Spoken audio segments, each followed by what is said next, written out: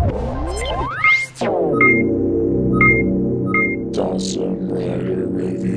YouTube, Dawson Rider here with a review of the Turbo Falcon Megazord from Power Rangers Super Megaforce.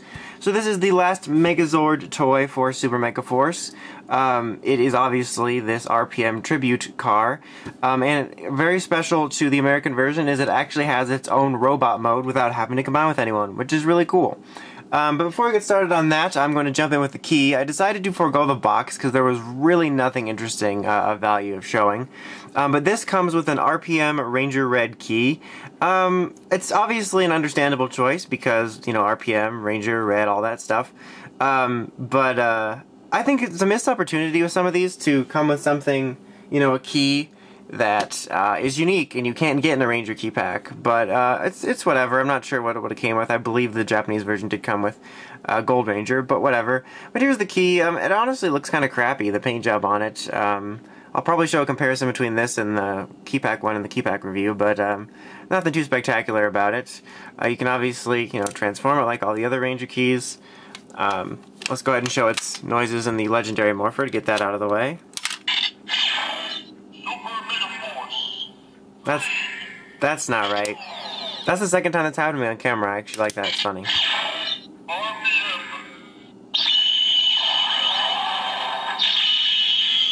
RPM.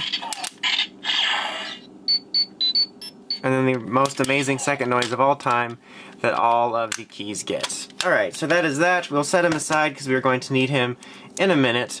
Alright, so here we have the Turbo Falcon Zord. Now it is smaller than the Japanese version because it is more in scale with the core Megazord line, which is nice. I actually like the smaller size. Not that the large size of Mach-Alkin really bothered me that much, but I just kind of like the smaller size. And for the most part, I think it looks pretty solid. There are some random, you know, sort of flame paint details matching, which I really don't care about as much in car mode. And for the most part, you know, it looks the same. There's nothing really odd about it. They got his eyes fine. You got the little symbols down there. His little one engine symbol there. For the most part, he looks pretty decent. Could it have been a little bit better? Maybe, sure. The flame details did look kind of cool on Mach-Alkin, but for the most part, he's largely the same thing. And he looks pretty decent, and he's a lot easier to possibly display somewhere because of his smaller size. Now, as for what he can do in this mode, he can make these revving noises, apparently. But you can lift this little flap up, which is also going to become the helmet, and you can have the Ranger key sit in there, just like Japanese version. There's a little slot down there for the Ranger key, and stick it in there, and let's put him in here. Actually, I have to lift his arms up, I forget. Come on, arms. And then we've got Scott going for a little ride. If I can get it to hold him down. Hold it down, man. And close enough. But so yeah, he can just ride in there just like in the other version. Really doesn't do anything other than making this sort of revving sound. But he can do that, so that's seconds of fun. But other than that, this is pretty much it for what he does in this mold. Well, I guess that could be right, but mode just kind of sits there and bees a car. Let's go ahead and just take a quick comparison, though, to its Japanese counterpart, so you can see them side by side. This is going to be a bit of a tight squeeze, but as you can see, I'll have to pull back a little bit. There is the two next to each other. Obviously, quite a bit larger, and you do have some of those, like I mentioned, flame effects on it, but other than that, it's not too huge of a difference aesthetically outside of those few little paint apps and the smaller size. But yeah, those are those two together, and then obviously functionality wise, this guy's got a couple different things. He's got the sounds going on because he can have the engine souls that come with him and stuff like that. Now, when I really think about it, it wouldn't have made much sense to do this. I mean, it's probably costly to include it, and it really wouldn't have made it sell that well.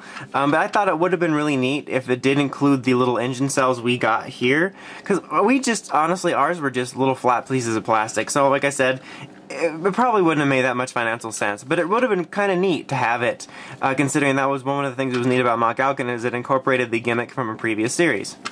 But anyhow, before we move on to its robot mode, we have to show one of the most boring robot modes of all time, Of course, I'm missing his hat because it fell off somewhere. But you can combine this. There's two little pegs here to put the Legendary Megazord on. This is what the Legendary Megazord looks like later when he's older and just doesn't wear a hat and just succumbs to the baldness. But you can have him riding on there like that. He's supposed to have a hat on. But other than that, honestly, it's a pretty lame mode. You can probably do the same thing with Q-Rex, or you can do the same thing with Q-Rex. It didn't happen in the show, but that is the main, like, Legendary RPM Megazord or whatever. Honestly, it's really boring. It doesn't add anything. All he's doing is riding on there. Nothing too spectacular about it at all. But now, for the main mode, which is exciting about this for me, which is the Megazord mode for it. So in order to do this mode, you pretty much have to just disassemble him. It's not like he folds out into a Megazord. You pretty much have to completely disassemble him. So take this hand off the back, take this off of here. You're even going to take these pieces off. Separate this, take the wheel piece off as well, if I can get it to, it's like really jammed on there. There we go, and even separate these into two pieces. Pull that piece out obviously at the same time. These pieces are going to be the legs, and to do that you actually pull out these little leg joints right here and right here. So, and then you attach them together up here and you have the legs ready. So now we will pull up and then take the hand piece and plug it into this part right here, and you're going to want the thumb facing towards you. So that's a thing. And it's actually, that is one thing about the Zord builder ports, sometimes it can be kind of hard to press in. Alright, and now for this, you're going to want to take this and slide it on top. There's two little pegs that slide right onto here. So let's put that in. There we go. So it snaps right on. And then take these pieces here, because they are going to become the arms, snap on the side so that the wheels are facing towards you. Like that. Same thing with this one. Now, I'm looking at the instructions in the pictures. It doesn't really give a clear answer whether you want to fold these back or not. I just personally like to have them sticking out. So that's what I'm going to leave them. So if it's wrong and you're like, oh, you're such an idiot, well, then I guess I'm just an idiot. Alright, and then for these, you want to take these pieces and place them up here. So just snap them on right here. Where's the other one? Let me find it. Okay, here it is. Okay, oops, something fell over in the background. So take that and snap it on. There we go. Let's see what else we have left to do. Alright, now we have this, which is going to be the head, which will snap on right here. It'll kind of slide in there. That's good enough. Kind of open its little flaps a little bit, and then take this piece and you're going to want to have this up. When it's in Zord mode, this is notably going to be down so that you can peg it in, and then you want to fold it up when you put it in Megazord mode. So just kind of line it up with a little place there, and there you have the RPM, or the Turbo Falcon Megazord. Now, is it the greatest looking Megazord in the world? No. Do I dig it? Yes. It is a very awkward looking Megazord mode. It's got these really thin sort of bladed arms, these thick thighs, it's kind of just awkwardly proportioned. It feels a bit flimsy, but I still kind of dig it. I think that if it was in the show, they probably would have made a few, you know, design changes a little bit, but I think it could have looked really cool. The head sculpt or helmet or whatever actually looks pretty cool. I actually really dig it. It really fits in with the theme. I like the way that the swords line up and everything. I think it's mainly when you're out of this, but you can spread it even further if you want when you're out of the little constraints, but I like it for the most part. I like that they made use of that for the chest. Overall, even though it's kind of strange looking, I really dig it. And huge props to Bandai of America for actually coming up with something this unique. One of my main complaints about Mach Alkin is, especially for the price, is it wasn't worth it for what you got. Because, you know, on its own, it was neat, but it was only okay for me. Then you needed the rest of the Zords to have fun with it, and then even then, you were left with extra parts. So it would have been really cool for it to have its own Megazord mode, and this one does. It's not in the show, but it's a lot of fun to actually have one, and like I said, I just give them huge props for doing that, because it adds an extra level of fun to it, and it gives you something else to do with it, and really makes it more worth it in that sense. Like I said, it's not the greatest design ever. They probably maybe could have tweaked a little more to look a little cooler, but I still dig the design. And what else is also cool about this mode is that it existing does not impact the modes that are canon to the show. So they actually figured out a really cool way to make a Megazord, and you know, when it's in Turbo Falcon mode or in its ultimate Legendary Megazord mode or whatever, it's not impacted. What they did to make this mode did not ruin the other modes. So yeah, that's really cool. I really appreciate that they did that. Alright, so now we are going to combine this with the Legendary Megazord and the Q-Rex, and by that I mean parts of them. So you're not going to need the whole thing for either of them. I'm actually going to show you exactly what we're going to need. I'm just going to bring it in to show you before we start doing preps for this guy. All you're going to need from the Legendary Megazord and the Q-Rex, once I can get this over here, is the main body of the Legendary Megazord, which is essentially just Red Ranger Zord, and the Q-Rex arms. And that is all you're going to need from both of them. Everything else is going to hang out awkwardly on the outside. So right here, this is all we need. Everything else, you'll just have to make into a weird Zord Builder mutant or put in a pile. Alright, so we're going to set that aside briefly. We're essentially pretty much going to have to disassemble this thing again. So just kind of take everything off and set it to the side. And we'll just get to the pieces one by one. Again. There we go. Except for the legs. I mean, the legs are still going to have to be sort of disassembled. Alright, so we'll start with the legs. For the legs, all you want to do is fold these in. However, you can technically make it with these higher raised ones. It looks a little awkward, but it just makes it a little taller.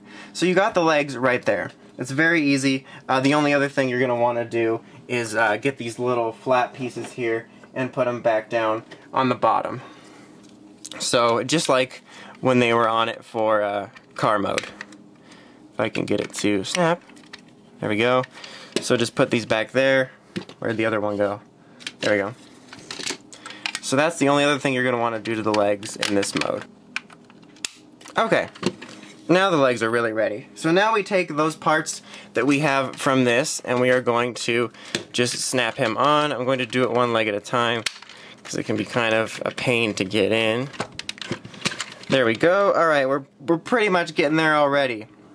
Now take this fist piece and you're actually just going to slide it over the fist to give him a much larger hand. Alright, so now take these pieces and place them back together. You can fold those Zord Builder parts back in. Alright, so then all you're going to do is fold this out like this, and then we're going to open this up. You can just turn the key, but I just pull it down. And then just place that in, and we're going to make sure this is lined up right, and we're just going to slide it right in there. There you go. Alright, what shall we do next? Next, let's go ahead and get rid of this. All you have to do, just fold these back so they take up less space. And then on the back here, you can just store it back here. The wheels will be a little bit floppy, but other than that, not a huge deal. Now, take this piece, and it's going to become a helmet. If I can get it on. Oh, I have to fold it down. Forgot about that. Fold that down so that the peg is ready. And then, actually, well, it would have been easier to do it beforehand, but take these swords from the Legendary Megazord and place them on these holders here. One great improvement from this over the Japanese version is the swords stay in much better. If you watch my review, you recall I had a lot of trouble getting them to stay in. A lot better mechanism for getting those to stay in. And then what I like to do for this is I just store it right in here. It's going to fall out easy when you move it, but it's pretty inconspicuous. Alright, and there we have the ultimate Legendary Megazord, or the ultimate Megazord, or whatever. Now there's a pretty noticeable difference in the fact, well, I'll show in a minute, is there is no sticker here for this part, which is the biggest flaw with this.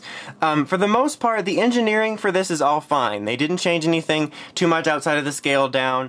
The way it transforms is very similar, and with the exception of the chest, it looks fine. There's no real oddities in the proportions or anything. It looks relatively the same except for that. But that honestly is kind of a huge deal for me. Because it's such a prominent piece, it really takes away from it. The helmet still looks fine and everything, and the swords look good. Like I said, I really like that these swords are a lot easier to put in. But this piece here is just such an eyesore. It's just so boring and basic, and you know, Bandai of America things are missing paint apps often, but the thing is that most of the time, like with Q-Rex, they're small little unnoticeable things if you really don't pay that much attention, or can't be noticed in a huge way, but this right here is a main part of the Megazord. It's right there in front of you. It's a huge part of the way it looks, so removing that was really dumb. I definitely think they needed to include the stickers or paint or something to make this not look so basic, because it's honestly one of the more huge deals. But there that is, amongst everything else. Like I said, with the exception of that, the engineering of it is all the same. Obviously, it's going to be a little bit smaller, but everything else isn't really that different. But now I'm just going to go ahead and bring in the Japanese version so you can take a look at what I'm talking about. As you can see, it's quite a bit bigger, but there you see what the chest looks like. Also, quick note, just so you notice, I didn't put the swords on it because they are complete pain to put on, and I don't have them right this second. But so that's not really important. But anyway, as you can see, it's fairly subtle. It essentially boils down to these lines here and this key part here, which it's fairly subtle, but I think it makes a huge difference. Like I said, I'm not usually one to nitpick about that because for the most part, most of the paint apps that have been missing over this year are small things that I can overlook. But this, it sort of ties the design together for me, and I think that they really needed to include it. It really does make the difference for me. Maybe you're different than me and you think it doesn't, but I just think they really needed to include that. But as you can see, for the most part, other than it being larger, the design is the same. There's a few other little flame parts there, but there's not really any huge deterrent from it. But yeah, I really think they needed to include that portion. It really could have made all the difference. But now let's go ahead and get this guy out of here to get to a final verdict. Alright. So for the most part, I really do like the Turbo Falcon Megazord. I think its individual, car mode looks very solid. I like that it's a little bit smaller. The fact that it has its own Megazord mode that's unique to us is really awesome. I love having American exclusives like that, and especially since it doesn't, deter from anything else. This engineering is fine. It looks fine with the exception of this. This is the only thing I think they dropped the ball on, is they really needed to have this here to tie the design together, because it really makes it look more boring than it should. But for the most part, I still recommend it. I think it's a really fun Zord. It's got a unique mode, and if you're into Zord Builder, obviously, like with all Zord Builder things, it adds more to your collection to do various combos with. So I can still recommend it. I think the Turbo Falcon Megazord is a good toy that just dropped the ball slightly with its final combination. But yeah, that's pretty much it. Until next time, make sure you check out the Crazy Podcast at writersrangesrambles.com, and don't forget to like, comment, and subscribe. Until next time, this is Dawson Ryder, signing out.